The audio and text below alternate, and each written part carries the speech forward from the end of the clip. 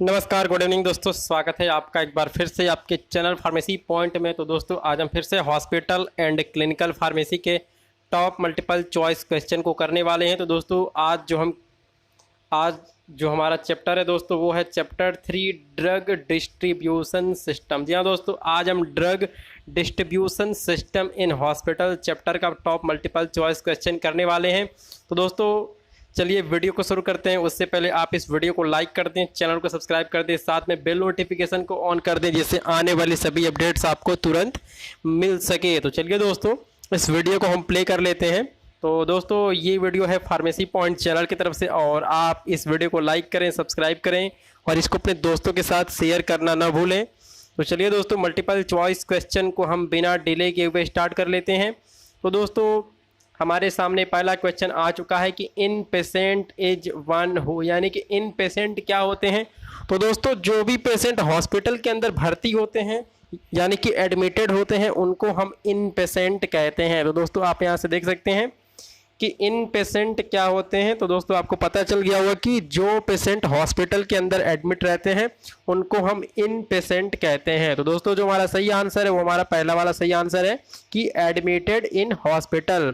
दोस्तों इसके अलावा इसमें दिया है कि admitted in ambulance, in home and non F the above, जो कि हमारे सही नहीं है। तो दोस्तों इसका मतलब इन पेशेंट का मतलब क्या होता है, ऐसे पेशेंट जो हॉस्पिटल के अंदर एडमिट किए गए हैं।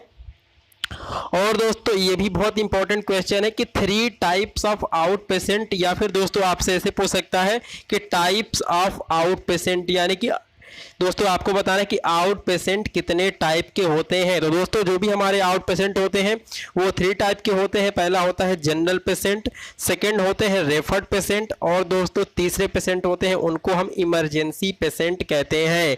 तो दोस्तों जो हमारा सही ऑप्शन है वो हमारा फोर्थ वाला ऑप्शन है, यानी कि जनरल पेशेंट, रेफर्ड पेशेंट और इमरजेंसी पेशेंट जो है ये 3 टाइप्स ऑफ आउट पेशेंट्स होते हैं। तो चलिए दोस्तों अगला सवाल देख लेते हैं। तो दोस्तों हमारे सामने एक्सप्लेनेशन आ चुका है और मैं आपको बता देता हूं। तो दोस्तों आप यहां पर देख सकते हैं, यहां पर लिखा है जनरल पेशेंट। तो दोस्तों इसका मतलब होता है whose disease is not critical. जी हाँ दोस्तों, ऐसे पेशेंट जिनको फीवर हो गया है, कफ हो गया है, ऐसी कोई छोटी मोटी बीमारी हो गई है तो दोस्तों उनको हम जनरल पेशेंट कहते हैं। दोस्तों इसके अलावा इसमें लिखा है रेफर्ड पेशेंट। तो दोस्तों रेफर्ड पेशेंट ऐसे पेशेंट होते हैं जिनको किसी दूसरे हॉस्पिटल या फिर किसी दूसरे डॉक्टर के द्वारा किसी हॉस्पिटल या फिर बड़े हॉस्पिटल में ट्रांसफर किया गया है, रेफर किया गया है, ऐसे पेशेंट को हम रेफर पेशेंट कहते हैं। और दोस्तों इसमें दिया इमरजेंसी पेशेंट। या दोस्तों जो भी आपका एक्सीडेंटल केस होता है या फिर दोस्तों कोई ऐसी बीमारी होती है जहां पर पेशेंट को तुरंत अटेंशन की रिक्वायरमेंट होती है, जैसे आप यहां पर देख सकते हैं लिखा हुआ है in critical state and brought for immediate medical attention. तो दोस्तों आपको पता चल गया होगा कि आउट पेशेंट 3 टाइप के होते हैं जिनको हम जनरल पेशेंट, रेफर्ड पेशेंट और इमरजेंसी पेशेंट कहते हैं। तो दोस्तों आप जो भी मल्टीपल चॉइस क्वेश्चन की वीडियो देखते हैं आप उसको डेली बेसिस पे दोस्तों उस टॉपिक को आप तैयार करते रहें जिससे कि आपका जो एग्जाम है वो अच्छे से हो सके। तो चलिए दोस्तों अगला सवाल देख लेते हैं। तो दोस्तों इसके बाद हमारे सामने क्वेश्चन नंबर 3 आ चुका है दोस्तों और ये भी बहुत इंपॉर्टेंट क्वेश्चन है। तो दोस्तों इसे पूछा है कि methods of drug distribution system in hospital. जी हाँ दोस्तों, जो भी हमारा drug distribution system in hospital है वो 4 टाइप का होता है। तो दोस्तों मैं उसका आपको नाम बता देता हूँ। तो इसमें लिखा है इंडिविजुअल इन पेशेंट प्रिस्क्रिप्शन ऑर्डर सिस्टम। इसके अलावा दोस्तों जो हमारा सेकेंड है वो है कंप्लीट फ्लोर स्टॉक सिस्टम। इसके अलावा दोस्तों कॉम्बिनेशन ऑफ 1 and 2 यानी कि individual in patient prescription order system और कंप्लीट फ्लोर स्टॉक सिस्टम को मिलाकर एक सिस्टम बनाया गया है जिसको हम बोलते हैं कॉम्बिनेशन ऑफ 1 and 2। और दोस्तों इसमें दिया है ऑल ऑफ द अबव। तो दोस्तों जो हमारा इसमें सही ऑप्शन है वो हमारा चौथा वाला सही है कि ये सभी ड्रग डिस्ट्रीब्यूशन सिस्टम है हॉस्पिटल के अंदर। लेकिन दोस्तों इसके अंदर एक और सिस्टम होता है उसको बोलते हैं unit dose drug distribution system, यानी कि UDDS। दोस्तों इसको UDDS बोलते हैं। तो आप इस बात को याद रखेंगे कि यहाँ पर individual in patient prescription order system, complete floor stock system, combination of 1 and 2 and unit dose drug distribution system. तो दोस्तों ये 4 तरह के ड्रग डिस्ट्रीब्यूशन सिस्टम होते हैं, ये 4 तरह के होते हैं। और दोस्तों ये भी आपका क्वेश्चन बन सकता है कि ड्रग डिस्ट्रीब्यूशन सिस्टम हॉस्पिटल में कितने प्रकार के होते हैं। तो दोस्तों आपको पता लग गया होगा कि अभी तक 4 टाइप के ड्रग डिस्ट्रीब्यूशन सिस्टम हॉस्पिटल के अंदर होते हैं। तो चलिए दोस्तों अगला सवाल देख लेते हैं। तो दोस्तों हमारे सामने क्वेश्चन नंबर 4 आ चुका है और इसके अंदर दिया है दोस्तों कि individual in patient prescription order system is best for, यानी कि आपको बताना है दोस्तों कि इंडिविजुअल इन पेशेंट प्रिस्क्रिप्शन जो सिस्टम हमारा है ये किसके लिए सबसे बेस्ट होता है। तो दोस्तों जो भी स्मॉल साइज हॉस्पिटल होते हैं दोस्तों उनके लिए individual in patient prescription system सबसे बेस्ट तरीका होता है। तो दोस्तों जो हमारा सही ऑप्शन है इसके अनुसार हमारा पहला वाला जो ऑप्शन है स्मॉल साइज हॉस्पिटल के लिए individual in patient prescription order सबसे सुटेबल होता है। तो चलिए दोस्तों क्वेश्चन नंबर 5 हम देख लेते हैं।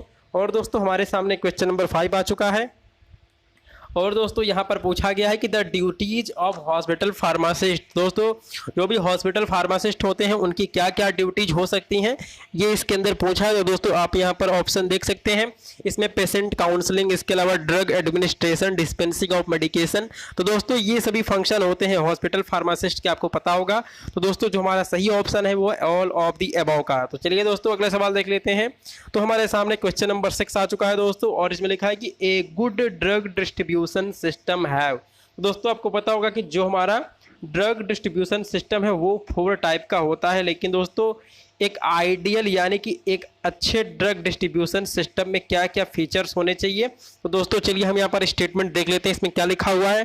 तो इसमें लिखा हुआ है कंटिन्यूअस सप्लाई ऑफ मेडिसिन। यहाँ दोस्तों जैसे कोई पेशेंट आ गया और दोस्तों उसको हार्ट अटैक आया गया है लेकिन आपके यहाँ मेडिसिन ही नहीं रहे, लेकिन दोस्तों आपके यहाँ मेडिसिन ही नहीं रखी है तो क्या होगा, तो वहां पर आपको दिक्कत हो जाएगी। तो दोस्तों यहाँ पर लिखा है कंटिन्यूअस सप्लाई ऑफ मेडिसिन। जी हाँ दोस्तों जो भी आपका ड्रग डिस्ट्रीब्यूशन सिस्टम है वहां पर सप्लाई ऑफ मेडिसिन कंटिन्यूअस होना चाहिए। इसके अलावा दोस्तों जो भी आपके यहाँ सप्लाई आता है उसका दोस्तों उसकी इन्वेंट्री बिल्कुल एक्यूरेट होनी चाहिए। और दोस्तों इसमें लिखा है फॉरकास्ट डिमांड एक्यूरेटली। जी हाँ दोस्तों जो भी डिमांड इन फ्यूचर होने वाली है दोस्तों उसका फॉरकास्ट अनुमान आपके पास होना चाहिए। तो दोस्तों ये सभी फीचर होने चाहिए एक ड्रग डिस्ट्रीब्यूशन सिस्टम को बेहतर तरीके से चलाने के लिए। तो चलिए दोस्तों इसके बाद क्वेश्चन नंबर 7 देख लेते हैं। तो ये बेसिकली एक थ्योरी का है और मैं आपको इसको समझा देता हूं। तो इसमें लिखा है कि in individual in patient prescription order system. ये दोस्तों जो हमारा इंडिविजुअल इन पेशेंट प्रिस्क्रिप्शन बेसिकली होता क्या है। तो दोस्तों इसके अंदर क्या होता है कि इसमें लिखा है the doctor right prescription for a patient and patient by his medicine from any medical store by paying on charges. या दोस्तों जो भी डॉक्टर होते हैं उन्होंने प्रिस्क्रिप्शन को लिख दिया और वो उसके बाद उसको और दोस्तों वो प्रिस्क्रिप्शन उसके बाद पेशेंट को दे देते हैं या फिर पेशेंट के किसी रिश्तेदार को दे देते हैं दोस्तों, और वो उस प्रिस्क्रिप्शन के ऊपर किसी भी मेडिकल स्टोर से या फिर दोस्तों ड्रग स्टोर से अपना चार्ज पे करके वो उस मेडिसिन को बाई कर लेते हैं। तो दोस्तों इसी को हम in individual in patient prescription order system कहते हैं। तो चलिए अगला सवाल देख लेते हैं। तो इसके बाद जो हमारा अगला सवाल है वो क्वेश्चन नंबर 8 पूछा है। तो इसमें पूछा है कि the advantage of individual in patient prescription order system are. तो आपको बताना है कि जो हमारा इंडिविजुअल इन पेशेंट प्रिस्क्रिप्शन सिस्टम होता है इसके क्या एडवांटेज होते हैं। तो इसमें ऑप्शन दिए गए हैं कि patient buy medicine from any medical store. जी हाँ दोस्तों इसके अलावा दोस्तों इसमें लिखा है it provide interaction of doctor pharmacist and nurses pharmacist involve in dispensing. तो दोस्तों ये सभी स्टेटमेंट सही है इंडिविजुअल इन पेशेंट प्रिस्क्रिप्शन ऑर्डर सिस्टम में ये सब चीज़ें होती हैं। तो जो हमारा सही ऑप्शन है वो है ऑल ऑफ द अबव का जो हमारा ऑप्शन है ये हमारा सही ऑप्शन है इस क्वेश्चन का। तो चलिए इस पर हम टिक कर लेते हैं। तो इसके बाद जो हमारा सवाल आ गया है वो आ गया है क्वेश्चन नंबर 9 और इसके अंदर पूछा है कि इन फ्लोर स्टॉक सिस्टम। तो दोस्तों जो हमारा इन फ्लोर स्टॉक सिस्टम होता है इसके अंदर क्या होता है मैं आपको बताने वाला हूं। तो आप इसको यहाँ पर देख सकते हैं। इसमें क्या होता है, इसमें लिखा है nursing station has supply of drugs stored in cabinet. जी हाँ दोस्तों जैसे आपको कोई भी हॉस्पिटल बड़ा हॉस्पिटल हो गया दोस्तों और इसके अंदर ढेर सारे फ्लोर बने होते हैं। तो दोस्तों इसके अंदर क्या होता है कि जो फ्लोर होता है वहाँ पर आपका अलग अलग नर्सिंग स्टेशन होता है, और दोस्तों जो भी नर्सिंग स्टेशन होता है वहाँ पर मेडिसिन की अलग अलग सप्लाई वहाँ पर पहले से रखी होती है। तो दोस्तों इसी को हम फ्लोर स्टॉक सिस्टम कहते हैं। तो आपको फ्लोर स्टॉक सिस्टम क्या है आपको समझ में आ गया होगा। तो दोस्तों इसमें लिखा है कि इट इज 2 टाइप। तो दोस्तों जो हमारा फ्लोर स्टॉक सिस्टम है ये 2 टाइप का होता है, आप इस बात को ध्यान रखेंगे। और दोस्तों एक मल्टीपल चॉइस क्वेश्चन यहाँ से भी बन जाता है कि जो आपका फ्लोर स्टॉक सिस्टम है वो कितने टाइप का होता है। तो दोस्तों ये आपका 2 टाइप का होता है, और इसमें पहला टाइप्स कौन है। तो दोस्तों इसके अंदर जो पहला टाइप है वो आपका होता है वो आपका होता है charge floor stock and non charge floor stock. तो दोस्तों ये 2 टाइप होते हैं इन फ्लोर स्टॉक सिस्टम के। और दोस्तों इसमें लिखा है कि charge floor drug are billed to patient after administered. यहाँ दोस्तों जो भी आपका चार्ज फ्लोर ड्रग्स होती हैं ये पेशेंट को देने के बाद जो भी उसका अमाउंट होता है, बिल होता है, वो पेशेंट के बिल में उसको इंक्लूड कर दिया जाता है। तो दोस्तों आपको पता हो गया होगा। और दोस्तों जो आपका नॉन चार्ज ड्रग्स होती हैं दोस्तों उसका बिल पेशेंट के बिल में काउंट नहीं किया जाता है। तो दोस्तों आपको यहाँ पर इन फ्लोर स्टॉक सिस्टम के बारे में कंप्लीट रूप से पता चल गया होगा। तो जो हमारा सही ऑप्शन है वो है ऑल ऑफ द अबव। तो चलिए दोस्तों अगला सवाल देख लेते हैं। तो हमारे सामने क्वेश्चन नंबर 10 आ चुका है, और इसके अंदर पूछा है कि advantage of floor stock system are. तो दोस्तों आपको बताना है कि जो हमारा फ्लोर स्टॉक सिस्टम है इसका क्या क्या एडवांटेज हो सकता है। तो दोस्तों यहाँ पर लिखा है availability of drug all the time. जी हाँ दोस्तों, जो भी आपका नर्सिंग स्टेशन होता है वहाँ पर 24 घंटे मेडिसिन रखी रहती है। इसके अलावा इसमें लिखा है रिडक्शन इन फार्मेसी पर्सनल। जी हाँ दोस्तों, जो भी आपका फार्मेसी होता है वहाँ पर मिनिमम नंबर्स ऑफ स्टाफ की आवश्यकता पड़ती है, क्योंकि दोस्तों जो भी आपका हॉस्पिटल होता है वहाँ पर नर्सिंग स्टेशन होते हैं और वहाँ पर मेडिसिन पहले से ही रखी होती है। इसके अलावा दोस्तों इसमें लिखा reduction in drug order transcription and all of the above. तो दोस्तों जो हमारा सही ऑप्शन है वो हमारा चौथा वाला सही है। तो चलिए अगला सवाल देख लेते हैं। तो हमारे सामने क्वेश्चन नंबर 11 आ चुका है, और इसमें दिया है कि the central sterile service provide. जी हाँ दोस्तों, इसका मतलब होता है CSS। तो इसमें दिया है सेंट्रल स्टेराइल सर्विसेज प्रोवाइड। तो दोस्तों इसमें लिखा है needles, gloves, IV sets, store and maintain life saving equipment, maintain operation theatre. तो दोस्तों ये सभी फंक्शन होता है सेंट्रल स्टेराइल सर्विसेज का, यानी कि हमारा ऑल ऑफ द अबव का ऑप्शन जो है ये हमारा सही ऑप्शन है। तो चलिए दोस्तों अगला सवाल देख लेते हैं। तो हमारे सामने क्वेश्चन नंबर 12 आ चुका है, और इसमें दिया है कि the function of pharmacist in CSD। तो दोस्तों यहाँ पे CSD का मतलब होता है सेंट्रल स्टेराइल डिपार्टमेंट। तो दोस्तों आप इसको याद रखेंगे, क्योंकि यहाँ से भी एक मल्टीपल चॉइस क्वेश्चन बड़े आराम से बन सकता है कि CSD की मीनिंग क्या होती है। तो दोस्तों इसमें दिया है dispensing and distributing supply to various departments. और दोस्तों इसमें सेकंड दिया है purchasing, receiving and storing of supply, manufacturing large and small volume parenteral. तो दोस्तों इसके पहले मैं आपको बता चुका हूं कि लार्ज एंड स्मॉल वॉल्यूम पैरेंट्रल्स क्या होते हैं, और इसमें चौथा ऑप्शन दिया है ऑल ऑफ द अबव। तो ये सभी function of pharmacist in CSD। तो दोस्तों जो हमारा सही ऑप्शन है इसमें वो है चौथा वाला जो ऑप्शन हमारा है ये हमारा सही ऑप्शन है।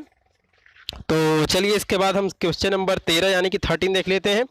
तो हमारे सामने क्वेश्चन नंबर 13 आ चुका है, और इसमें दिया है कि बेड साइड फार्मेसी इज। तो इसमें दोस्तों आपको बताना है कि बेड साइड फार्मेसी क्या होती है। तो दोस्तों इसमें दिया है centralised unit dose dispensing system, decentralised unit dose system, charged floor stock और नॉन चार्ज्ड फ्लोर स्टॉक। हमारे सामने 4 ऑप्शन दिए गए हैं।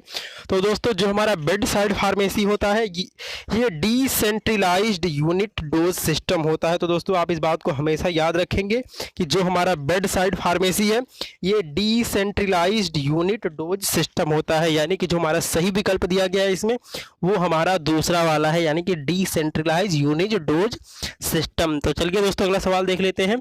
तो हमारे सामने क्वेश्चन नंबर 14 आ चुका है, और दोस्तों से इसमें पूछा है कि इसमें दिया है एम्बुलेटरी पेशेंट्स आर। तो दोस्तों एम्बुलेटरी पेशेंट्स क्या होते हैं आपको यहाँ पर बताना है। तो इसमें लिखा है in patient, out patient, patient can not walk and emergency patient. तो दोस्तों जो पेशेंट चल फिर नहीं सकते हैं उनको हम एम्बुलेटरी पेशेंट कहते हैं, यानी कि जो हमारा दोस्तों जो हमारा आंसर सही है वो हमारा तीसरा वाला ऑप्शन सही है। तो चलिए दोस्तों अगला सवाल देख लेते हैं।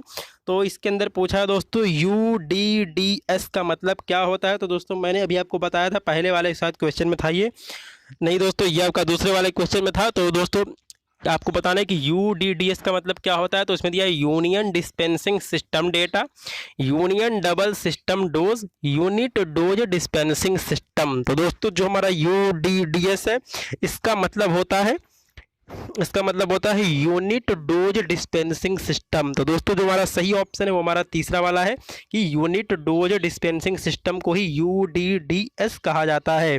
तो चलिए दोस्तों इसके बाद अगला सवाल हम देख लेते हैं। तो हमारे सामने क्वेश्चन नंबर 16 आ चुका है और इसके अंदर पूछा है कि the patient who not occupied bed in hospital is called. तो दोस्तों ऐसे पेशेंट जिन्होंने बेड को ऑक्यूपाई नहीं किया है हॉस्पिटल के अंदर, उन्हें हम क्या कहते हैं? तो उनको हम आउट पेशेंट कहते हैं। तो चलिए दोस्तों अगला सवाल देख लेते हैं। तो हमारे सामने क्वेश्चन नंबर 17 आ चुका है और इसके अंदर पूछा है कि individual prescription order system are useful because.